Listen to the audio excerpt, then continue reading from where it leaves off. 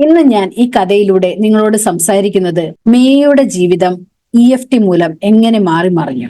നമസ്കാരം, എല്ലാവർക്കും JJ ടോക്സിലേക്ക് സ്വാഗതം. ഒരിക്കൽ തിരക്കേറിയ ഒരു നഗരത്തിൽ മിയ എന്ന ഒരു യുവതി ജീവിച്ചിരുന്നു. വിശ്വസ്തയായ ഒരു സുഹൃത്ത്, ആശ്രയയോഗ്യമായ സഹോദരി, ഒരു തികഞ്ഞ ജോലിക്കാരി എന്നീ ഗുണങ്ങൾ പുറമേക്ക് മിയയിൽ നിറഞ്ഞിരുന്നു. എന്നാൽ ഉള്ളിൽ അവൾ പരിഹരിക്കപ്പെടാത്ത വേദനയുടെയും ഉത്കണ്ഠയുടെയും സ്വയം സംശയത്തിന്റെയും കനത്ത ഭാരം വഹിച്ചു. മറ്റെല്ലാവരെയും സന്തോഷിപ്പിക്കാനുള്ള ശ്രമത്തിൽ സ്വന്തം ആവശ്യങ്ങൾ നിരാകരിച്ചുകൊണ്ട് അവളുടെ വികാരങ്ങളെ കുഴിച്ചിടാൻ അവൾ പഠിച്ചു. എന്നാൽ രാത്രി വൈകി ലോകം നിശബ്ദമാകുമ്പോൾ ഭയവും പശ്ചാത്താപവും ഉത്കണ്ഠയും കൊണ്ട് അവളുടെ മനസ്സ് കലുഷിതമായിരുന്നു. ഒരു സായാഹ്നത്തിൽ ജോലിസ്ഥലത്തെ അതികഠിനമായ പ്രവർത്തനത്തിന് ശേഷം മിയയ്ക്ക് തന്റെ കണ്ണുനീർ അടക്കാൻ കഴിഞ്ഞില്ല. അവളുടെ മനസ്സിന്റെ ഭിത്തി അടയുന്നതായും അവൾ അതിൽ കുടുങ്ങിക്കിടക്കുന്നതായും അവൾക്ക് തോന്നി. ഒരു പരിഹാരത്തിനായി നിരാശയോടെ അവൾ തന്റെ ഫോൺ സ്ക്രോൾ ചെയ്യാൻ തുടങ്ങി. അവൾക്ക് ആശ്വാസം ലഭിക്കുന്ന എന്തെങ്കിലും ഉണ്ടോ എന്നവൾ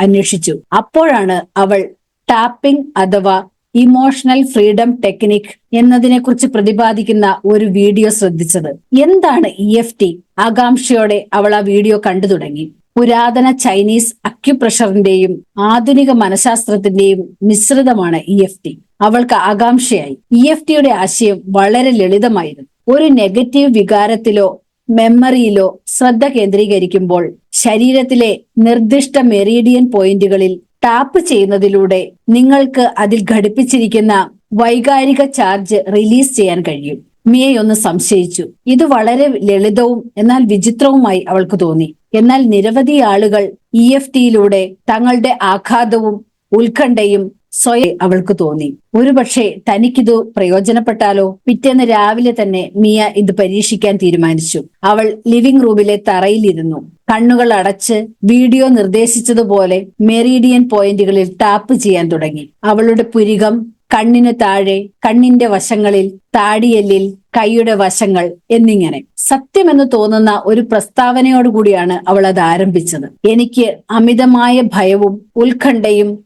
മാനസിക സമ്മർദ്ദവും അനുഭവപ്പെടുന്നു എങ്കിലും ഞാൻ എന്നെ തന്നെ ആഴമായും പൂർണ്ണമായും അംഗീകരിക്കുന്നു. ഇങ്ങനെ ടാപ്പ് ചെയ്യുമ്പോൾ അവൾ തന്റെ മനസ്സിന്റെ സത്യങ്ങൾ ഉറക്കെ പറഞ്ഞു. അവളിലെ സമ്മർദ്ദം, മുൻകാല ബന്ധങ്ങളുടെ വേദന, അവൾ ഒരിക്കലും കൊള്ളില്ല എന്ന ഭയം. ആദ്യം വാക്കുകൾ പൊള്ളയായും ടാപ്പിംഗ് ഒരു വിചിത്ര ആചാരമായും അവൾക്ക് തോന്നി. എന്നാൽ ഈ ടാപ്പിംഗ് അവൾ തുടർന്നുകൊണ്ടേയിരുന്നു. പെട്ടെന്ന് അവൾക്ക് എന്തോ ഒരു മാറ്റം അനുഭവപ്പെട്ടു. തന്റെ ഉള്ളിലെ വികാരങ്ങൾ കണ്ണീരിലൂടെയും ദേഷ്യത്തിലൂടെയും സങ്കടത്തിലൂടെയും നടക്കുന്നു. ഓരോ റൗണ്ട് ടാപ്പിംഗ് കഴിയുമ്പോഴും അവളുടെ നെഞ്ചിലെ കനത്ത കെട്ടുകൾ അഴിഞ്ഞു തുടങ്ങി. പിന്നീട് മനസ്സ് ശാന്തമായി. തുടർന്നുള്ള ആഴ്ചകളിൽ മിയ ടാപ്പിംഗ് ഒരു ദിനചര്യയാക്കി മാറ്റി. അവൾക്ക് തന്റെ അസ്വസ്ഥതകൾ അലിഞ്ഞില്ലാതാകുന്നതായി തോന്നി. സ്വയം സംശയം, മറ്റുള്ളവരെ നിരാശപ്പെടുത്തുമോ എന്ന ഭയം എന്നിവ വിട്ടുപോകുന്നതായി അവൾക്ക് തോന്നി. പതിയെ പതിയെ ഭൂതകാലത്തിന്റെ ഭാണ്ഡക്കെട്ടിന്റെ ഭാരം കുറയുന്നതായി അവൾക്ക് തോന്നി. ഒരു ദിവസം